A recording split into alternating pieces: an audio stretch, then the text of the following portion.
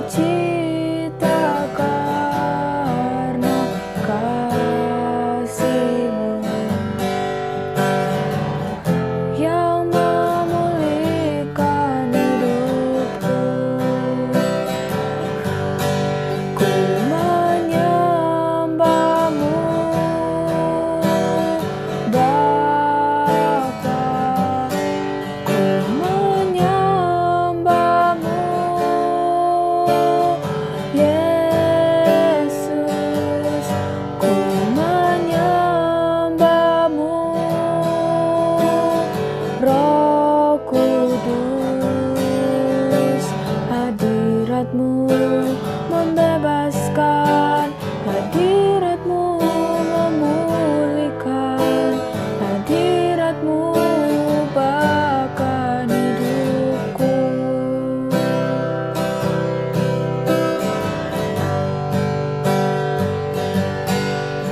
Angkat tanganku memuji-Mu, persembahkan korban syukurku, bersukacita karena kasih-Mu yang memulihkan hidupku. Ku menyembah-Mu, Bapa. Ku menyembah-Mu, Yesus. Ku menyembah-Mu, Roh Kudus. Hadirat-Mu membebaskan, hadirat-Mu memulihkan, hadirat-Mu bahkan hidupku.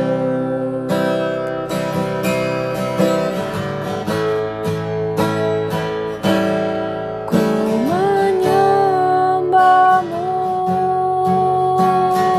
Bapa. Ku menyembah-Mu, Yesus. Ku menyembah-Mu, Roh Kudus. Hadirat-Mu membebaskan, hadirat-Mu memulihkan, hadirat-Mu bahkan hidupku. Hadirat-Mu membebaskan, hadirat-Mu memulihkan, hadirat-Mu bahkan hidupku. Hadirat-Mu membebaskan, hadirat-Mu memulihkan, hadirat-Mu bahkan hidupku.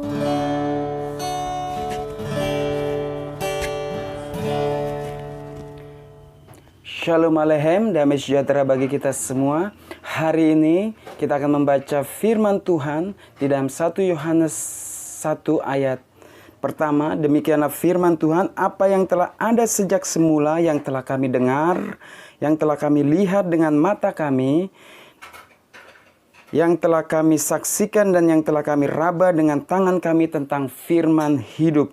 Itulah yang kami tuliskan kepada kamu. Jadi hari ini ada beberapa kesaksian, ada kesaksian hidup yang akan dibawakan saudari kita, saudari Donna Silaban, bagaimana Tuhan menyertai dia dalam proses operasi tumor di dalam kepalanya, dan bagaimana Tuhan memberikan kekuatan dan memberikan pemulihan yang sangat cepat. Dan saya percaya kesaksian ini akan memberkati kita semua.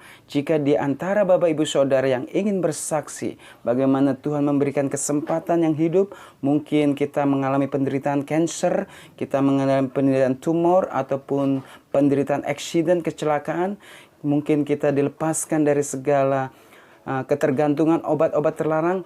Mari bersaksi untuk kemuliaan nama Tuhan, supaya nama Tuhan dipuji dan banyak jiwa diberkati, bahwa Tuhan itu hidup dan kita merasakan bahwa Tuhan itu benar-benar ada menolong bagi kita.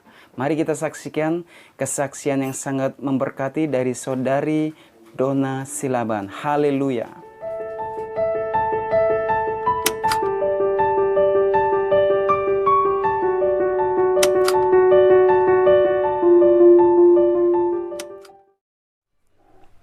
Shalom, nama saya Mary Donna. Saya mau bersaksi mengenai bagaimana Tuhan mengiring hidup saya. Jadi saya pernah didiagnosa pada tahun 2015 dengan meningioma di kepala. Jadi kejadian itu pada satu pagi saya berangkat ke kantor. Itu sesampainya di kantor, waktu saya akan siap-siap bekerja, itu seperti biasa ya, saya sebelum beraktivitas saya mempersiapkan diri saya sendiri dulu, baru saya mulai beraktivitas. Jadi pada saat sebelum beraktivitas, pada saat saya mau ke toilet, itu tiba-tiba saya jatuh pingsan, dan kemudian teman saya bilang, waktu saya sadar, teman saya bilang saya tuh pingsan selama 10 menit. Lalu kemudian atasan saya di kantor saya telepon suami saya untuk jemput, dan kemudian suami saya datang melihat keadaan saya. Kemudian kita putuskan untuk pulang. Jadi pas perjalanan ke rumah, suami saya memutuskan gimana kalau kita cek ke rumah sakit dulu gitu, karena saya tidak pernah pingsan sebelumnya. Jadi kemudian singkat cerita kita pergi ke rumah sakit terdekat dekat rumah. Nah, di rumah sakit kita langsung ketemu dengan dokter spesialis saraf. Lalu dokter spesialis saraf menyarankan saya untuk MRI CT brain. Jadi saya bilang keluhannya seperti pingsan gitu, dan kemudian selain pingsan itu saya juga ada kejang. Kemudian lalu dokternya menyarankan saya untuk MRI brain. Kemudian setelah MRI brain, di situ ternyata ditemukan CT scan kepala, ditemukan ada benjolan di kepala kanan saya sebelah sini. Itu menunjukkan hasilnya ditemukan benjolan sebesar telur bebek, dan dokter menyarankan saya untuk konsul ke dokter spesialis bedah syaraf, karena spesialis syaraf tidak bisa memutuskan untuk tidak bisa mengoperasi. Jadi dia sarankan konsul ke dokter bedah syaraf. Keadaan hati saya pada saat dokter itu mendiagnosa ketemu hasil CT brain seperti itu, hati saya berusaha untuk nggak marah. Baik nggak marah sama Tuhan, baik nggak marah sama suami, ataupun nggak marah sama keluarga saya yang lainnya. Jadi saya berusaha tenang, dan lalu keesokan harinya saya kan nggak berangkat kerja. Jadi pada saat suami saya pergi kerja, saya berdoa sama Tuhan sambil saya sangat menangis pada saat itu, menangis kencang-kencangnya. Kemudian saya bilang sama Tuhan, Tuhan, kalau Tuhan angkat saya, terus siapa yang berdoa untuk keluarga saya, untuk keselamatan mereka? Siapa Tuhan yang berdiri di hadapan-Mu? Saya bilang pada saat itu sama Tuhan waktu saya berdoa. Terus saya tawar-menawar sama Tuhan. Terus saya bilang, Tuhan, kalau Tuhan sembuhkan, kalau Tuhan izinkan saya sembuh, saya akan bersaksi mengenai bagaimana mujizat-Mu ada dalam hidup saya, dan bagaimana kuasa-Mu bekerja lewat hidup saya, dan biar orang yang punya masalah seperti saya bisa dikuatkan dan tahu punya Tuhan itu ada, dalam Yesus itu selalu ada harapan. Saya berkata seperti itu dengan Tuhan, tawar-menawar. Tapi memang setelah saya berdoa seperti itu, saya nggak langsung sembuh mujizat terjadi, tidak. Jadi saya alami proses selama 2 tahun untuk mencari jawaban Tuhan atas permasalahan kesehatan saya. Tapi saya tetap konsul ke beberapa dokter spesialis bedah syaraf tentunya, dan mereka semua menyarankan untuk saya harus segera dioperasi karena itu fatal di kepala, itu fatal kalau terjadi, maka keadaan saya bisa lebih buruk dan itu tidak akan bisa dioperasi. Nah, dokter khawatirnya keadaan saya makin memburuk. Tapi saya percaya sama Tuhan, hidup saya di tangan Tuhan. Jadi sebelum saya didiagnosa sakit, saya dan suami tergabung dalam tim doa, tapi bukan di bawah naungan gereja, tim doa sendiri. Jadi karena kita punya kerinduan untuk berdoa, maka kita selalu berusaha untuk mendoakan beberapa tempat seperti yang Tuhan tunjuk, beberapa kota gitu. Jadi sebelum saya sakit, saya terlibat dalam tim doa gitu. Kemudian teman-teman doa saya tentunya banyak kali mendoakan saya, dan termasuk suami saya menguatkan saya serta memberi saya semangat, dan tentunya keluarga terdekat juga memberi saya kekuatan dan memberi saya dorongan untuk tetap bisa kuat menghadapi permasalahan dalam hidup saya pada saat itu. Terus kemudian sepanjang 2 tahun perjalanan setelah saya didiagnosa sampai akhirnya saya putuskan saya harus operasi, itu saya dalam 2 tahun itu saya masih tetap bekerja, kemudian tetap melakukan pelayanan doa, dan karena hidup saya itu saya udah berserah aja, saya udah pasrah aja, karena hidup itu adalah milik Kristus pada saat itu saya mikirnya.